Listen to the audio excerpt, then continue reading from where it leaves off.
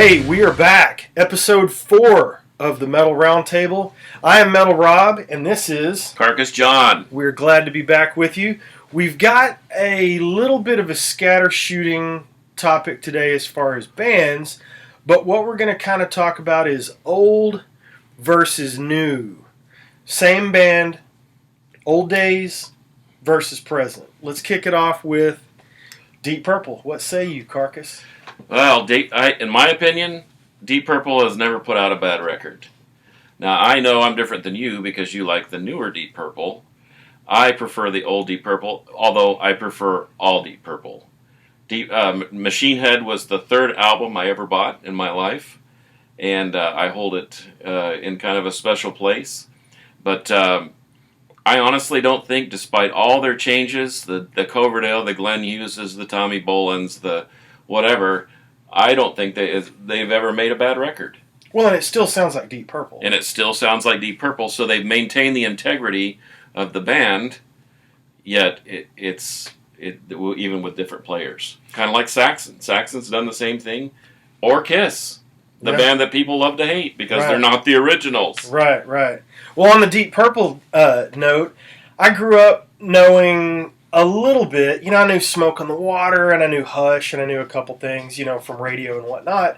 But when I got into record collecting, that's what really set me deep into the rabbit hole that is Deep Purple. And I had Machine Head, and I've got In Rock, and I've got even the symphonic stuff, the I can't remember, with the Royal Albert Philharmonic, I don't know what it is. Right. Something. Anyway, I've got that and the early stuff with the first singer. But to me, Deep Purple is Ian Gillan. There hasn't been a better guitar player on the planet, and try to prove me wrong, and I know you're going to. There's never been a better guitar player that has walked the earth than Ritchie Blackmore. Having said that, Steve Morse has been in the band, 20, 25? Almost 20 years, and I would dare say that technically he may be better. Now, the feeling that he gives you, and see, that's the whole thing about music. I used to think Jimmy Page was the greatest guitar player that ever lived, and the older I got and the more searing Eddie Van Halen, Yngwie Malmsteen, Tony McAlpine style of players that there were out there, I thought, man, Page is kind of a hack. And I say that kindly. Don't get me. I don't want to have a bunch of comments down there about he said Page was a hack. You're in trouble now. That's not what I meant. I meant that technically it was just different. But I think back in the older days they played with more feeling, and it came more from their soul than their fingers. Mm-hmm. And that's probably the difference between Steve Morse and Ritchie Blackmore. Ritchie Blackmore played with soul. Morse plays with technical ability. Absolutely. Yeah. And having said even all of that, I do prefer Deep Purple. I think Infinite, their last album, that's easily in the top 5 Deep Purple albums. It might be in the top 2 or 3 for me. I really love it that much. Now, what was good? Bananas was good. I picked up one, Rapture of the Deep, that I didn't even know existed until a few weeks ago. Perpendicular is actually a great record. Amazing record. Well, let's move on to Kiss. We're talking about old versus new again. Obviously, the core fans, the hardcore Kiss army, they love Gene, Peter, Ace, and Paul. But the thing that I always have to tell people, remind them is, first album came out in 74. By 79, they were barely holding it together. So 5 years later, a band that's been around for 40 years, the core of the band only existed together for about 5-ish years. And in my opinion, that was great.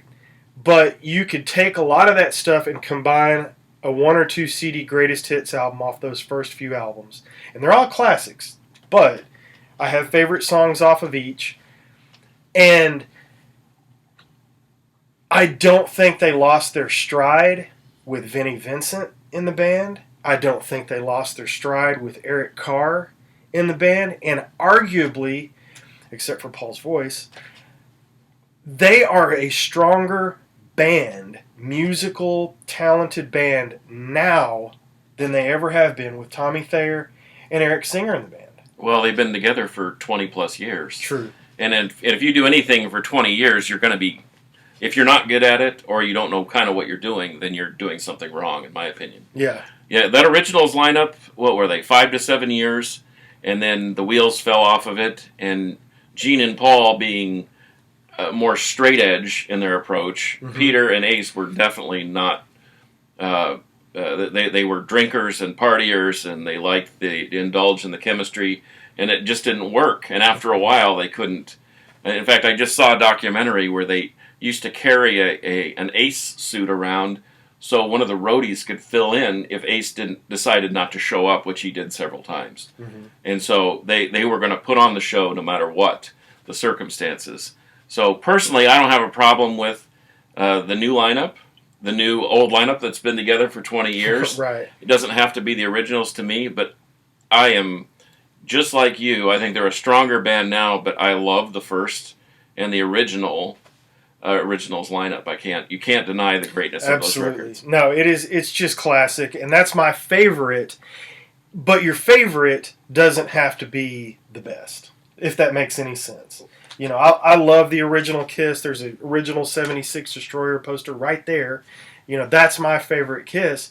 But arguably, I don't want to say more talent. It's not like that. Because Ace has what you're talking about. Just swagger and feel in his guitar playing. He plays with his soul and not necessarily with his fingers. But sometimes Tommy's a better Ace than Ace was. Anyway, we'll argue that. You guys can argue that in the comments. Let's talk about Exodus. You brought that up before we started the show today.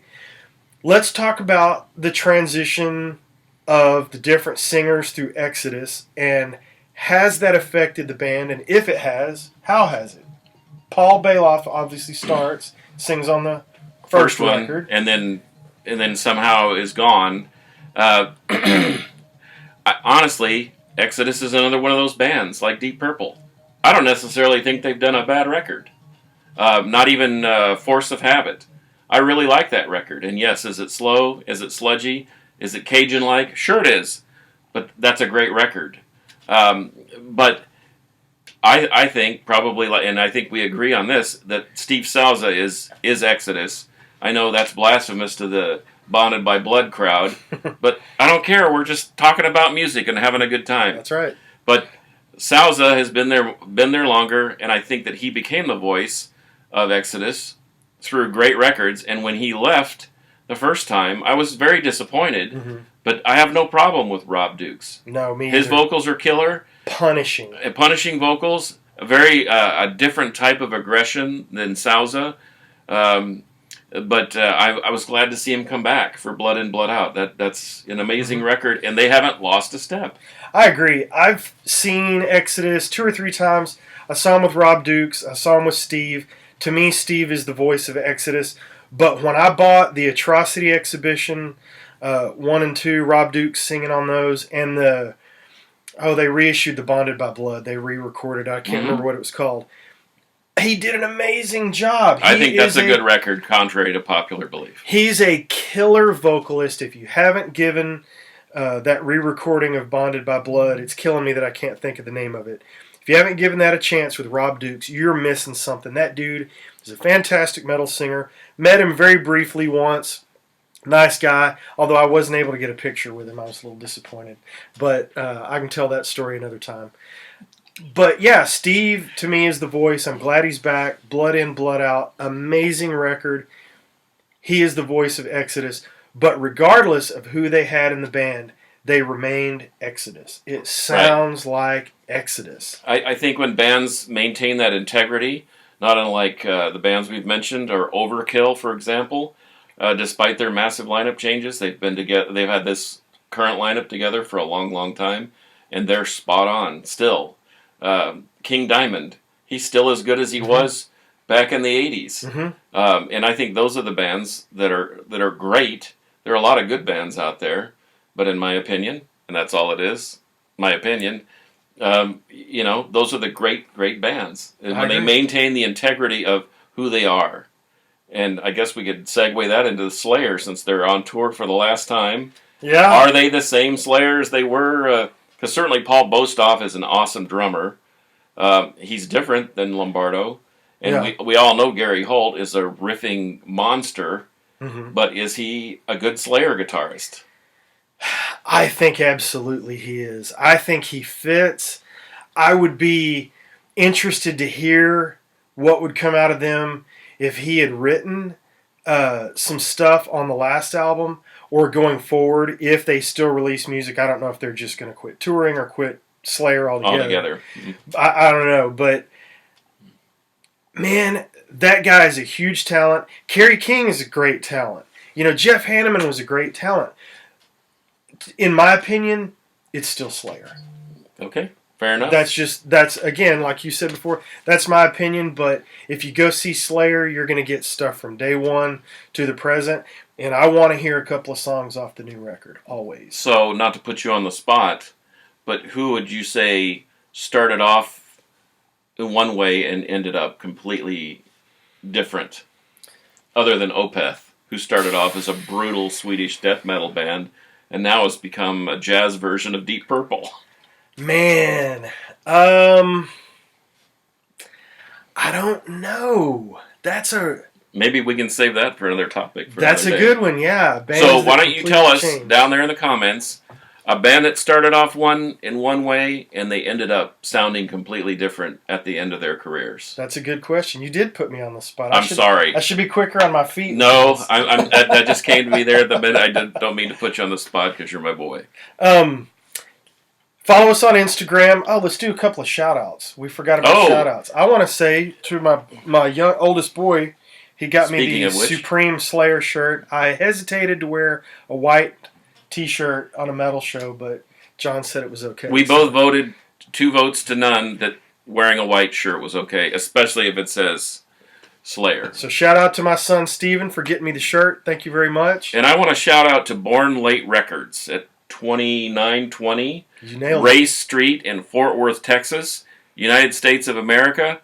You know, we are always looking for a place to find new and old music and posters and T-shirts and paraphernalia, and those folks have a little bit of everything. It's a great store because you walk in and you never know what you're going to see. They move their stuff around, and you'll always see something new and different. And you know, when you go to stores, sometimes they say, "Sir, did you find everything you were looking for?" I always say, I always find everything I'm looking for, and even what I don't know what I'm looking for.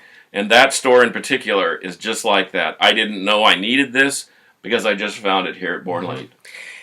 Those guys could stop retail business and charge $5 at the door as a museum and have customers all day long. There you go. It's amazing what you find in there. Not to mention, you may run into Henry, who's the drummer for St. Vitus, or your buddy John Perez from Solitude Eternus. Yeah. I mean, you may run into the Mothership guys in there. You may run into Scott. And Wyatt Burton from Steel Bearing Hand works there part-time. So you're always going to see somebody. And let's not forget about the pretty little lady in the back room that's tattooing, Brittany Elliott.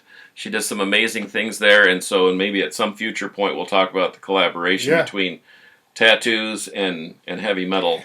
I have no experience. We'll see. But I have a little experience, so we'll pursue that at a different day. Perfect. We'll see you next time. Follow us on Instagram. I am at Metal Rob. This is at Carcass John Art. Subscribe to us on YouTube. Please don't forget that. We'd love to see you fight it out in the comments. And until next time, metal will prevail.